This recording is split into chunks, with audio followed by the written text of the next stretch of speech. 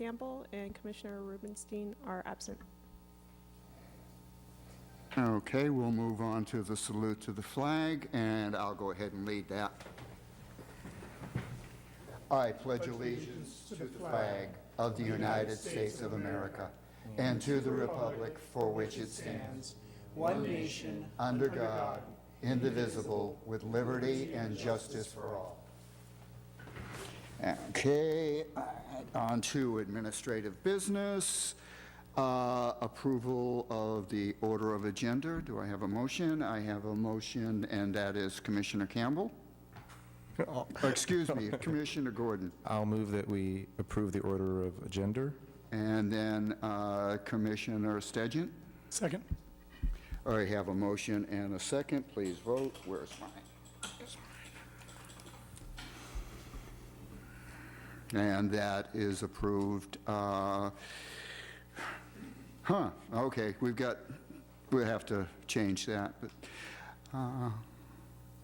or do we? No, we don't. It's unanimous. Yeah, it's unanimous. Excuse me. I was looking over and seeing one extra name up there. Okay, that was the approval. Now we need to go to approval of the minutes for October 1st, 2018. Commissioner Gordon. Move that we approve the minutes of October 1st, 2018. Okay, and do I have a second on that? Okay, that was Commissioner Niblin, I'll second. Commissioner Niblin. Thank you. And please vote.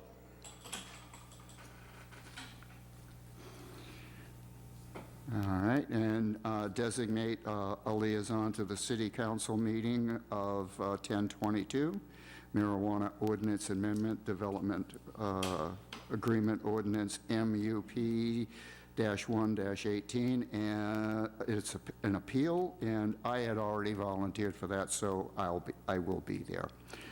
Okay, now we're going to move on to oral communications. This portion of the agenda is available to the public to address the Planning Commission on any issue within the subject matter jurisdiction of the Commission that is not on the agenda.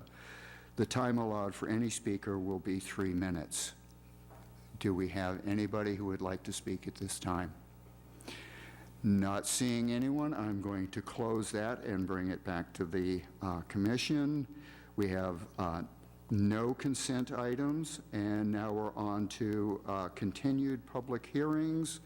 We have a public hearing for the installation of new wireless communications facility within the public right-of-way of San Pablo Ave, approximately 480 feet south of Grand Ave, in the vicinity of 560 San Pablo Ave. Recommended action is to continue this item. Do I have a motion? Do we want a staff report or no? Do you have a staff report for this? All we would add is the city staff and the carrier, the applicant, are still working through some technical details related to the site, and as a result, we've recommended the continuance. Okay, and the same is true for the next item, too? That's correct. Could we bundle them together? Fine by me. They're both wireless installations. Well, Mr. Chair, I would be prepared to make a motion to continue both of these items then, the UP 10418 and UP 10518. Fine. Do I have a second for that?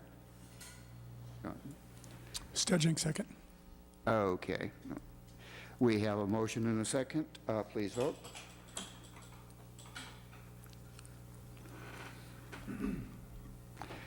And that is unanimously approved. Okay, on to item 3. Coastal Development Plan, CDP 398-18, and Use Permit UP-108-18 to provide coastal access improvements on city-owned property that would consist of a multi-purpose trail park along the west side of the 400 block and a portion of the 500 block of Esplanade Avenue.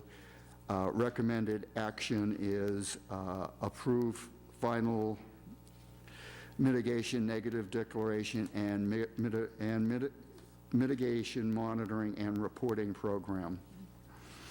Approved, recommended action is approved as conditioned. Do I have a staff report? Yes, good evening, Planning Commissioners. I am Associate Planner Bonnie O'Connor. Tonight I am presenting a trail project that would extend the existing coastal trail along Esplanade Avenue, approximately 600 feet north along the 400 block of Esplanade Avenue. The trail design includes bench seating areas as well as a gateway plaza with picnic tables and a shade structure.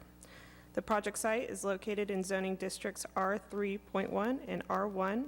The proposed use most closely aligns with the coastal access in the R3-1 or .1 zoning district and parks and playgrounds in the R1 zoning district.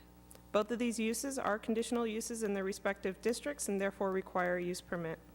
Additionally, the project is located in the coastal zone, which requires a coastal development permit for all development. With the exception of some meandering around bench seating, the trail would be built adjacent to Esplanade Avenue in order to maximize the offset of the existing bluff edge to the development. A geotechnical and geologic study was performed for the project and concluded that bluff top retreat may limit the life of the trail. The study projected, based on slower erosion rates, that erosion may affect the trail in 13 years. Policies in the city's current local coastal program, consistent with the California Coastal Act, do not allow for shoreline protection structures to mitigate hazard impacts on new developments. In April 2018, after the completion of the geologic study for the trail project, the city commenced installation of a temporary and emergency rock revetment to armor the bluff along the 400 block of Esplanade. The temporary rock revetment is designed to protect the existing public infrastructure along Esplanade Avenue from bluff erosion and is not designed to prevent bluff erosion from reaching the proposed trail. However, because the trail is adjacent to Esplanade, it is reasonable to assume that the rock revetment will provide some level of protection to the trail. The city is pursuing the planning and designing of a permanent seawall once future funds are available. A draft initial study mitigated negative declaration, or ISM&D, was prepared for this project pursuant to the California Environmental Quality Act. The draft ISM&D found that the potential significant impacts on nesting birds, previously unidentified buried remains, and geologic hazards could be mitigated to a less than significant level. The draft ISM&D was released for agency and public comment, and only one letter was received. The comment letter was addressed, no revisions to the draft ISM&D were made, and the final ISM&D was released in September 2018. While bluff top retreat along Esplanade Avenue may limit the life of this project, the trail would provide improved coastal access, improved visual and social impacts, and free coastal recreational opportunities to the West Edgemar and Pacific Manor neighborhood as it is present. Therefore, staff recommends adopting the attached mitigated negative declaration and approving coastal development permit CDP 398-18 and use permit UP 108-18 as conditioned. Associate Engineer Ryan Marquez and a representative from Alta Planning and Design are present to help answer questions. Thank you. Okay, are there any questions for staff? Commissioner Stedjan?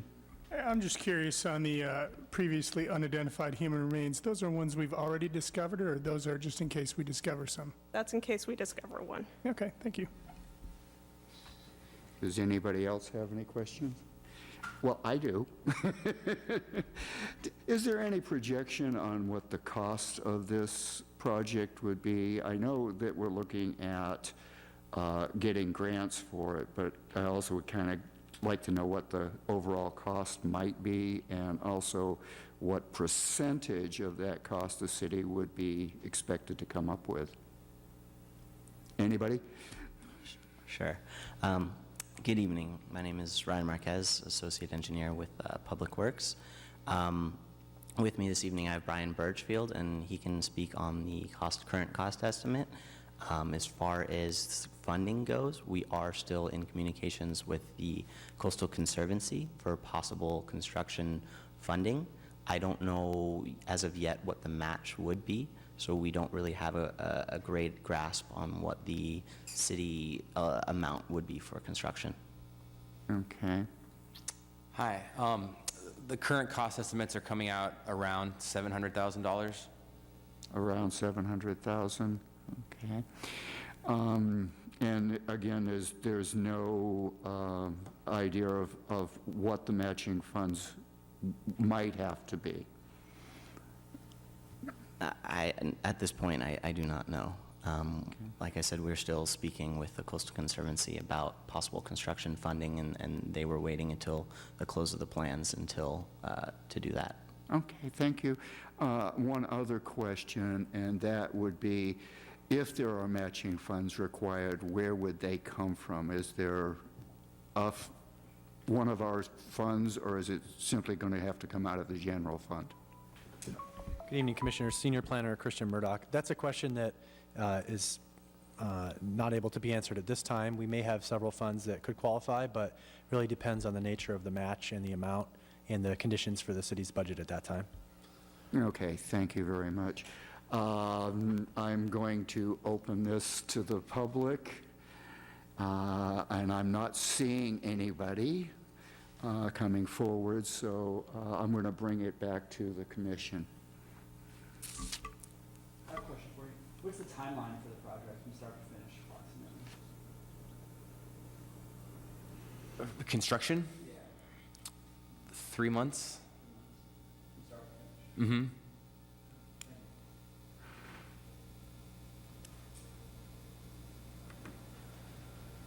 Okay, any other questions? Okay. Commissioner Gordon? Sure. Question for either staff or for you guys. Thanks for coming, by the way.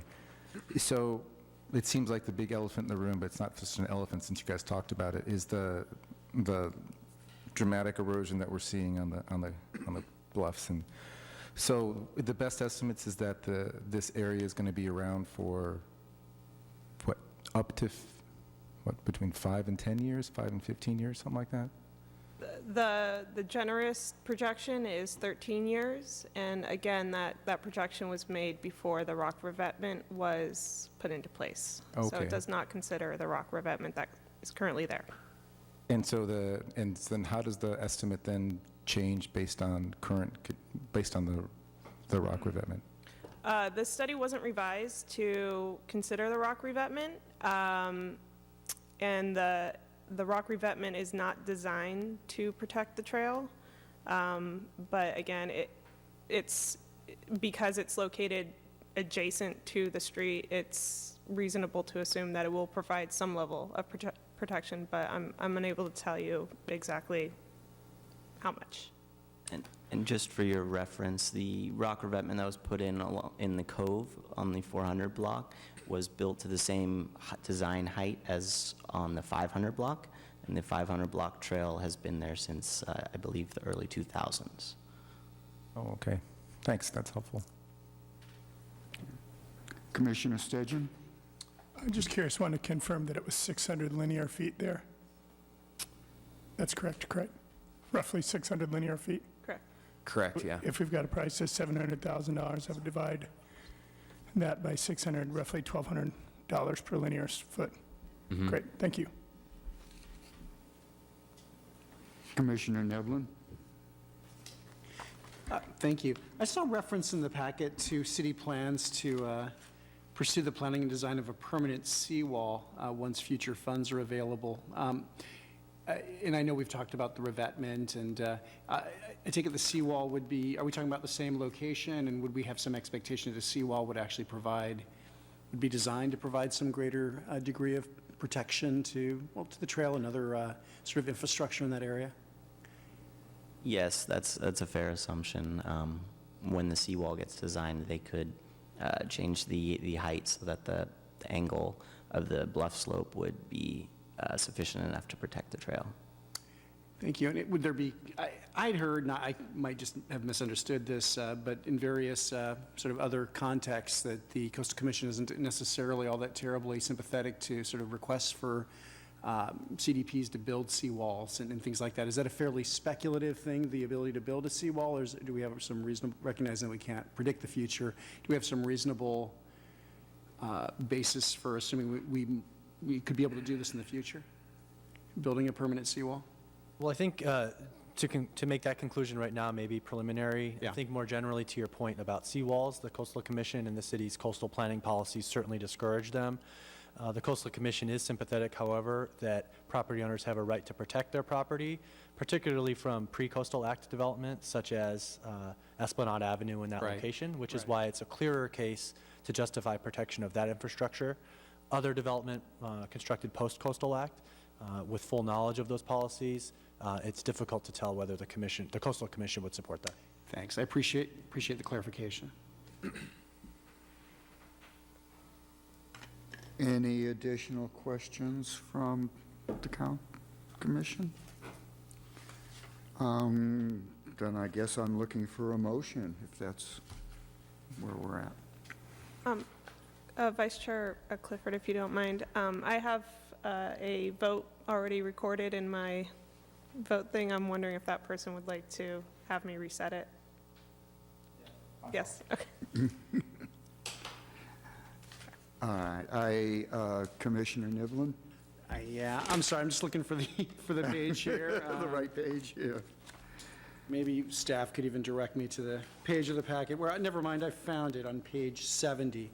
So I'm going to move that the Planning Commission adopt the mitigated negative declaration and mitigation monitoring and reporting program prepared for the project and approve the coastal development permit CDP 39818 and use permit UP 10818 by adopting the attached resolution, including conditions of approval in Exhibit A, and incorporate all maps and testimony into the record by reference. Okay, and do I have a second? Commissioner Sturgeon? Second. Okay, we have a motion and a second. Please vote. And that passes unanimously. Anyone aggrieved by the decision of the Planning Commission has 10 calendar days to appeal. Thank you very much. All right, moving on. Next is a consideration item, which is a library advisory committee appointment. Unfortunately, I have had to step down. Thank you, gentlemen, for coming. I appreciate it. So it's, I'm hoping that we will get a volunteer tonight to take over the library Library Advisory Committee appointment. Commissioner Chris? I spoke with Tina earlier today about this.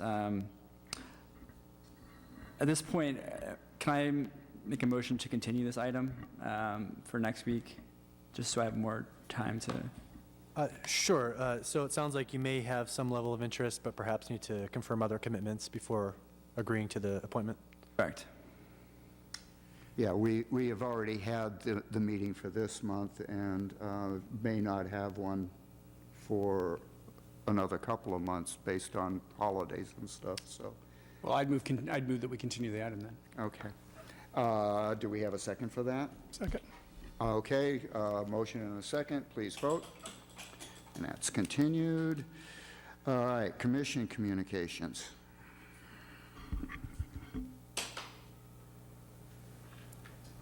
Okay, I will report that I did go to the last Library Advisory Committee meeting, and it was a good meeting. We're moving things forward in terms of the design and starting again the public outreach. Nothing hard and fast came out of the meeting, but other than that, we were working forward to a conclusion. And if that's it, I'm done with staff communication, commission communications, and now on to staff communications. Thank you, Vice Chair Clifford. Just a few items from staff. First, I'd like to clarify that the marijuana use permit stated in the designation of liaison to city council meeting section of the agenda incorrectly states MUP-1-18 is being scheduled for October 22nd. It's in fact MUP-4-18 for 2270 Palmetto. So I wanted to clarify that point. Okay. Thank you to Commissioner Kraske for your interest in serving on the LAC. Hopefully it's something that will work out. It certainly helped the commission and the community.